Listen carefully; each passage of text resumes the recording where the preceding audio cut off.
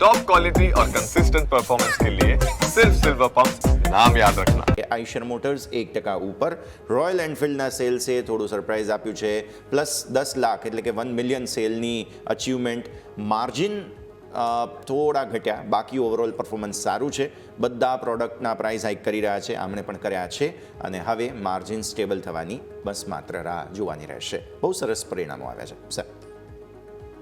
જરૂરથી આઈસર એવી કંપની છે, પરિણામો સારા ના હોય તો પણ ફંડ હાઉસીસના એક પસંદગીનો શેર છે. ફંડ હાઉસીસ ક્યારે પણ મીન્સ કે એક્સપેક્ટેશન્સને ઇનલાઇન કે લોઅર નંબર હોય છે તો પણ કોઈને કોઈ રીઝન પોઝિટિવ એમાં ગોતી લે છે, અને આવી જ રીતેનું પોઝિટિવ રીઝન આ વખતે પણ છે. પર્ટિક્યુલર નંબર્સ માર્જિનલ થોડા અપસાઇડ રહ્યા, બોટમ લાઇન ટોપ લાઇન સબડ્યુટ રહી. હાલાકી જે પ્રાઇસ હાઇક છે એનાથી ટોપ લાઇન કદાચ ઇમ્પ્રુવ થઈ જશે. બોટમ લાઇનમાં થોડું આગળ જતા એવું લાગી રહ્યું છે કે હવે મીન્સ કે ગ્લોબલ જે ઓટો ટેરિફને લઈ માર્કેટ ચિંતિત હતું, એ ચિંતા આમાં કેટલી આવે છે, કારણ કે આ એપ્રિલના ક્વાર્ટરથી આ વસ્તુની શરૂઆત થઈ છે, અને 650માં તો આ એક થોડું ઇસ્યુ પણ છે. તો મારા હિસાબે આ ક્વાર્ટર ઘણું ઇમ્પોર્ટન્ટ રહેશે કે આ અર્નિંગ છે એ લોકો જો મેનેજ કરી લે છે એપ્રિલ ક્વાર્ટર વાળી, તો મારા હિસાબે ઘણું મહદઅંશે સુધારો થશે. અને સાથે જે યુએસના ટેરિફ છે એ ટેરિફમાં એ લોકો ઓટો, ફાર્મા અને મેટલ્સને અલગ લઈ રહ્યા છે.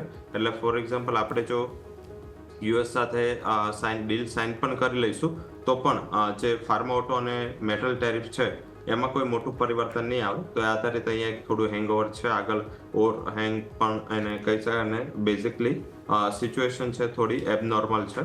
ઓલ ઓવર સ્ટોકનું આઉટલુક સારું છે. ડેફિનેટલી આ સ્ટોકે મીન્સ કે જે રીતે રિકવરી આપી છે ફંડામેન્ટલ વાઇઝ હજી પણ એટ્રેક્ટિવ લાગી રહ્યો છે, અને આ ટુ વ્હીલર સીવીનો કોમ્બો છે.